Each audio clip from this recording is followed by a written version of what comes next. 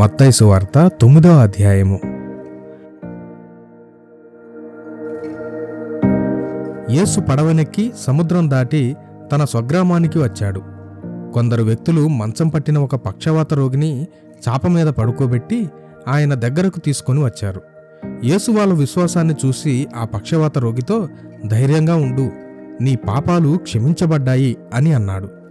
ఇది విని కొందరు శాస్త్రులు తమలో తాము, ఇతడు దైవదూషణ చేస్తున్నాడు అని అనుకున్నారు. వాళ్ళేమనుకుంటున్నారో యేసుకు తెలిసిపోయింది. ఆయన వాళ్లతో, మీ హృదయాల్లోకి దురాలోచనల్ని ఎందుకు రానిస్తున్నారు? నీ పాపాలు క్షమించబడ్డాయి అని అనడం సులభమా, లేక లేచి నిలుచో అనడం సులభమా? పాపాలు క్షమించడానికి మనుష్య కుమారునికి అధికారం ఉందని మీకు తెలియాలి అని వాళ్లతో అన్నాక, పక్షవాత రోగితో, లే, నీ చాపను తీసుకొని ఇంటికి వెళ్ళు అని అన్నాడు. పక్షవాతంతో ఉన్నవాడు లేచి ఇంటికి వెళ్ళాడు. ఇది చూసి అక్కడున్న ప్రజల్లో భక్తి కలిగింది. మానవులకు ఇలాంటి అధికారం ఇచ్చిన దేవుణ్ణి వాళ్ళు స్తుతించారు. యేసు అక్కడి నుండి బయలుదేరి వెళ్తుండగా మత్తయి అనేవాడు కూర్చొని పన్నులు వసూలు చేస్తూ ఉండడం చూశాడు. యేసు అతనితో, నన్ను అనుసరించు అని అన్నాడు. మత్తయి లేచి ఆయన్ని అనుసరించాడు. యేసు మత్తయి ఇంట్లో భోజనానికి కూర్చొని ఉండగా చాలామంది పన్నులు సేకరించేవాళ్లు, పాపులు వచ్చారు. వాళ్ళంతా యేసుతో, ఆయన శిష్యులతో కలిసి భోజనానికి కూర్చున్నారు. పరిసయ్యులు ఇది గమనించి యేసు శిష్యులతో, మీ ప్రభువు పన్నులు సేకరించే వారితోనూ పాపులతోనూ కలిసి ఎందుకు భోజనం చేస్తాడు అని అడిగారు. యేసు ఇది విని, ఆరోగ్యంగా ఉన్న వాళ్లకు వైద్యుని అవసరం ఉండదు, రోగంతో ఉన్న వాళ్ళకే వైద్యుని అవసరం ఉంటుంది. నేను కోరేది దయ, జంతువుల బలిని కాదు అనే వాక్యానికి అర్థమేమిటో వెళ్ళి నేర్చుకోండి. ఎందుకంటే నేను నీతిమంతులను పిలవడానికి రాలేదు, పాపులను పిలవడానికి వచ్చాను అని అన్నాడు. ఆ తర్వాత యోహాను శిష్యులు వచ్చి యేసును, మేము పరిసయ్యులు ఉపవాసం చేస్తాం కదా, మరి మీ శిష్యులు ఉపవాసం ఎందుకు చేయరు అని అడిగారు. అప్పుడు యేసు, పెళ్లి కుమారుడి అతిథులు పెళ్లి కుమారుడు వాళ్లతో ఉండగా ఎందుకు ఉపవాసం చేస్తారు? పెళ్లి కుమారుడు వెళ్ళిపోయే సమయం వస్తుంది, అప్పుడు వాళ్ళు ఉపవాసం చేస్తారు అని సమాధానం చెప్పాడు. చిరిగిన పాత వస్త్రానికి ఎవడు కొత్త మాసిక వేయడు. అలా చేస్తే అతుకు చినిగిపోతుంది, అంతేకాక ఆ చిల్లు ఇంకా పెద్దదవుతుంది. అదేవిధంగా కొత్త ద్రాక్షారసమును పాత తోలు సంచిలో దాచరు. అలా చేస్తే ఆ తోలు సంచి చినిగిపోయి ఆ ద్రాక్షారసము నాశనమైపోతుంది, అంతేకాక ఆ తోలు సంచి కూడా నాశనమైపోతుంది. అందువల్ల కొత్త ద్రాక్షారసమును కొత్త తోలు సంచిలోనే దాచి ఉంచాలి. అలా చేస్తే రెండూ భద్రంగా ఉంటాయి అని యేసు అన్నాడు.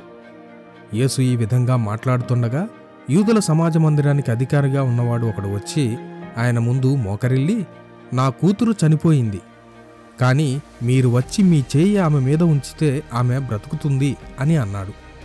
యేసు ఆయన శిష్యులు లేచి అతని వెంట వెళ్ళారు.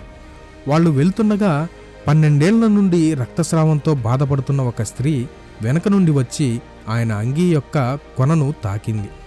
ఆమె, నేను ఆయన వస్త్రాన్ని తాకగలిగితే చాలు, నాకు నయమైపోతుంది అని తనలో తాను అనుకున్నది. యేసు వెనక్కి తిరిగి ఆమెను చూసి, ధైర్యంగా ఉండమ్మా, నీ విశ్వాసమే నిన్ను బాగుచేసింది అని అన్నాడు. యేసు ఆ అధికారి ఇంట్లోకి ప్రవేశిస్తూ అక్కడ పిల్లను గ్రోవి వాయించేవాళ్లు, గోల చేస్తున్న వాళ్ళు ఉండడం చూశాడు. వాళ్లతో, వెళ్ళిపోండి, ఆమె చనిపోలేదు, నిద్రపోతూ ఉంది అంతే అని అన్నాడు. వాళ్ళాయన్ని హేళన చేశారు. ఆయన వాళ్ళను పంపేశాక లోపలికి వెళ్ళి ఆ అమ్మాయి చేయి తాకాడు. ఆమె వెంటనే లేచి నిల్చుంది. ఈ వార్త ఆ ప్రాంతమంతా వ్యాపించింది. యేసు అక్కడి నుండి బయలుదేరి వెళ్తుండగా 2 గుడ్డివాళ్లు, దావీదు కుమారుడా, మాపై దయచూపు అని పిలుస్తూ ఆయన్ని అనుసరించారు. యేసు ఇంట్లోకి వెళ్ళాక ఆ గుడ్డివాళ్ళు ఆయన దగ్గరకు వెళ్ళారు. ఆయన వాళ్ళను, ఇది నేను చేయగలననే విశ్వాసం మీకుందా అని అడిగాడు. ఉంది ప్రభూ అని వాళ్ళు సమాధానం చెప్పారు. అప్పుడు ఆయన వాళ్ళ కళ్ళను తాకుతూ, మీకెంత విశ్వాసం ఉంటే అంత ఫలం కలుగునని వాళ్లతో అన్నాడు. వాళ్లకు చూపు వచ్చింది. యేసు ఈ విషయం ఎవరికీ తెలియకుండా జాగ్రత్త పడండి అని వాళ్ళను హెచ్చరించాడు. కానీ వాళ్ళు వెళ్ళి ఆయన్ని గురించి ఆ ప్రాంతమంతా ప్రచారం చేశారు. వాళ్ళు వెలుపలికి వెళ్తుండగా కొందరు దెయ్యం పట్టిన మూగవాడినొకణ్ణి యేసు దగ్గరకు పిలుచుకొని వచ్చారు. యేసు దెయ్యాన్ని వదిలించాక ఆ మూగవాడు మాట్లాడడం మొదలుపెట్టాడు. అక్కడున్న ప్రజలు నిర్ఘాంతపోయి, ఇలాంటిదేదీ ఇదివరకెన్నడూ ఇశ్రాయేలులో జరగలేదే అని అన్నారు. కాని పరిసయ్యులు, అతడు దెయ్యాల రాజు సహాయంతో దెయ్యాల్ని పారద్రోలుతున్నాడు అని అన్నారు. యేసు సమాజ మందిరాల్లో బోధిస్తూ అన్ని పట్టణాలు పల్లెలు పర్యటన చేశాడు. దేవుని రాజ్యాన్ని గురించిన సువార్తను ప్రకటించాడు. అన్ని రకాల రోగాల్ని బాధల్ని నయం చేశాడు. ప్రజలు కాపరిలేని గొర్రెల్లా అలసిపోయి చెదిరిపోయి ఉండటం చూసి యేసు వాళ్ళపై జాలిపడ్డాడు. ఆ తరువాత తన శిష్యులతో, పంట బాగా పండింది, కానీ పనివాళ్లే తక్కువగా ఉన్నారు. పంట ప్రభువును పంట కోయడానికి పనివాళ్లను పంపమని ప్రార్థించండి అని అన్నాడు. దేవుని రాకడకు సంబంధించిన మేలుకొల్పు కలిగే విషయాలను ప్రకటించే పనిముట్లుగా మేము వాడబడుతున్నాం. మాకు సపోర్ట్గా నిలబడండి. కలిసి పనిచేద్దాం. దేవుని రాజ్యానికి సిద్ధపడదాం. మన తోటి వారిని కూడా సిద్ధపరుద్దాం. Jesus coming soon, so be prepared.